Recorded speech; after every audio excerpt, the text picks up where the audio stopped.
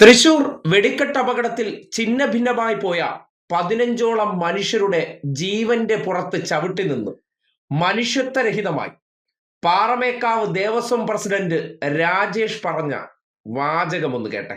ഇന്നലെ പറഞ്ഞല്ലോ, ദേശത്തെ പൊതുവികാരം എന്ന് പറഞ്ഞാൽ പൂരം നടത്തണം എന്നാണ്. ഇതൊരു കൊല്ലത്തെ പ്രയത്നമാണ്, അതിൻ്റെ പിന്നെ ഒരു ഹാർഡ് വർക്ക് ഉണ്ട്. അപ്പം അത് പൂരം നടത്തുക എന്നുള്ളതാണ് ഇന്നലെ മീറ്റിങ്ങിൽ തീരുമാനിച്ചത്. പ്രസിഡന്റിനെയും സെക്രട്ടറിനെയും ഇത് യോഗത്തിൽ അറിയിക്കാനായിട്ട് നിയോഗിച്ചിട്ടുണ്ട്.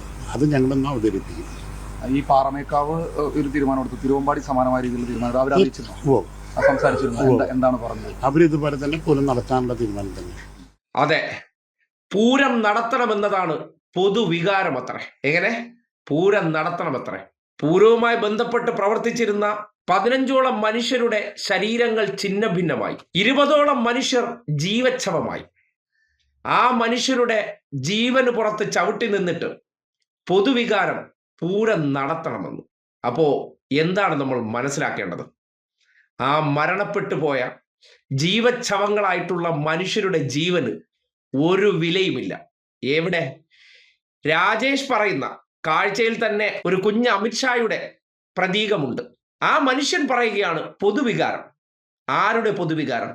അത് ഞങ്ങൾ കുറച്ചു പേരുടെ പൊതുവികാരം. നിങ്ങൾ ഒരു കാര്യം മാത്രം ആലോചിക്കുക. നിങ്ങളുടെ വീട്ടിൽ ഏതെങ്കിലും ഒരു സൽക്കർമ്മം നടക്കാനിരിക്കുന്നു. അതിനിടയിൽ വീട്ടിലെ അംഗങ്ങളായിട്ടുള്ള ആരെങ്കിലും മരണപ്പെട്ടാൽ പിന്നെ ആ ചടങ്ങ് നടത്തുമോ? ഇല്ലല്ലോ. പക്ഷേ ഇവിടെ നടത്തണമെന്ന് സംഘപരിവാറുകാരാൽ നിയന്ത്രിക്കപ്പെടുന്ന പാറമേക്കാവ് ദേവസ്വത്തിൽ നിന്ന് ആവശ്യം ഉയരുന്നുണ്ടെങ്കിൽ ഒറ്റ കാര്യം മാത്രം മനസ്സിലാക്കിയാൽ മതി. ആ ചിതറിപ്പോയ മനുഷ്യർക്ക് ഇവർ എത്ര വില കൽപ്പിക്കുന്നുണ്ട്. ആ ജീവനൊക്കെ തൃണവൽക്കരിക്കുകയാണ്, അല്ലെങ്കിൽ പുല്ലു വില കൽപ്പിക്കുകയാണ്. അതിന് കാരണമുണ്ടെന്നേ. കാര്യം ഈ പണിക്കൊക്കെ അല്ലെങ്കിൽ ഈ ജോലിക്കൊക്കെ പോകുന്നത് സാധാരണക്കാരായിട്ടുള്ള മനുഷ്യരാണല്ലോ. ഈ ദേവസ്വം നിയന്ത്രിക്കുന്നതെന്ന് പറഞ്ഞാൽ ആരാണ്? അത് സമ്പന്നന്മാരും തറവാട്ടുകാരുമായിട്ടുള്ള സംഖ്യകളാണല്ലോ. അവരെ കുടുംബത്തിനകത്ത് ഒന്നും സംഭവിക്കാത്തിടത്തോളം ഇത്തരം അടിമ ജോലികൾ ചെയ്യുന്ന, അല്ലെങ്കിൽ ജീവൻ പോലും പണയപ്പെടുത്തി ഇത്തരം അപകടകരമായ ജോലി ചെയ്യുന്നവർ ആർക്ക് വേണ്ടിയാണ് ചെയ്തത്?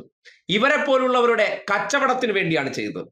അവർക്ക് തുലവും തുച്ഛവുമായിട്ടുള്ള വരുമാനങ്ങൾ കൊടുത്തതിന് ശേഷം ഇവർ ഇതൊക്കെ കാട്ടി വമ്പൻ സ്പോൺസർഷിപ്പുകൾ വാങ്ങിയെടുക്കും. അതിൽ പലതും പോക്കറ്റിൽ ഇട്ടുകൊണ്ട് പോകുന്ന ചരിത്രവുമുണ്ട്.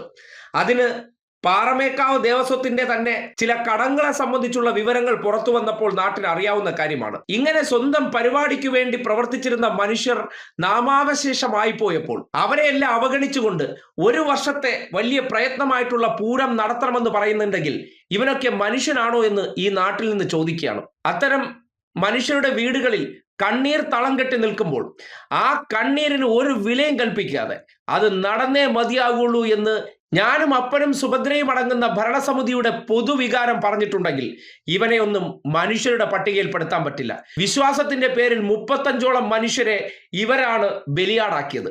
ഇവരുടെ ആചാരങ്ങൾക്ക് വേണ്ടി പണിയെടുത്തവരാണ്. ആ ആചാര സംരക്ഷകർക്ക് വേണ്ടി ഇരയാക്കപ്പെട്ട മനുഷ്യർക്ക് പുല്ലുവില കൽപ്പിച്ചിട്ടുണ്ടെങ്കിൽ ഇവരൊക്കെ നിയന്ത്രിക്കുന്ന കാര്യങ്ങൾക്ക് വേണ്ടി ഇനിയെങ്കിലും സ്വയം ബലിയാടാകേണ്ടതുണ്ടോ എന്ന് ഇത്തരം പണികൾ ചെയ്യുന്ന തൊഴിലാളികൾ ചിന്തിക്കുക. ഇവിടെ ആചാരങ്ങളുടെ പേരിൽ ജീവൻ നഷ്ടപ്പെടുന്നത് ഒരു പ്രിവിലേജ് ഉള്ള വീടുകളിലെ തമ്പ്രാക്കന്മാരും ഉൾപ്പെടാറില്ല. അവരുടെ കാഴ്ചയ്ക്കും അവരുടെ സന്തോഷത്തിനും അവരുടെ കച്ചവടത്തിനും വേണ്ടി ചിലർ ചെയ്യുന്ന പ്രവർത്തനങ്ങൾ.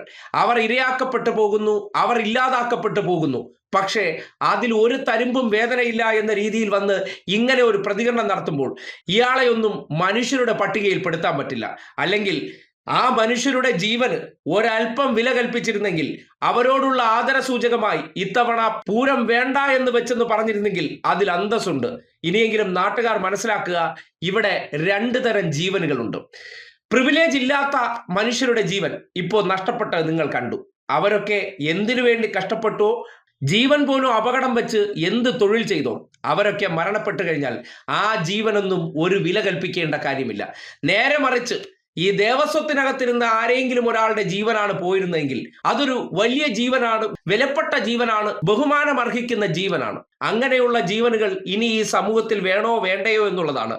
എല്ലാത്തിലും ഭരണഘടന വന്നപ്പോൾ ഇക്വാളിറ്റി വന്നു എന്ന് പറയുമ്പോൾ ഹിന്ദു എന്നതിനകത്ത് എങ്ങനെയാണ് രണ്ടു തരം ഹിന്ദുക്കൾ ഉണ്ടാകുന്നു എന്നതിൻ്റെ ഒരു നേർസാക്ഷ്യമായിട്ട് ഈ സ്റ്റേറ്റ്മെന്റിനെ കാണണമെന്ന് ഈ സമൂഹത്തോട് അഭ്യർത്ഥിക്കുകയാണ്.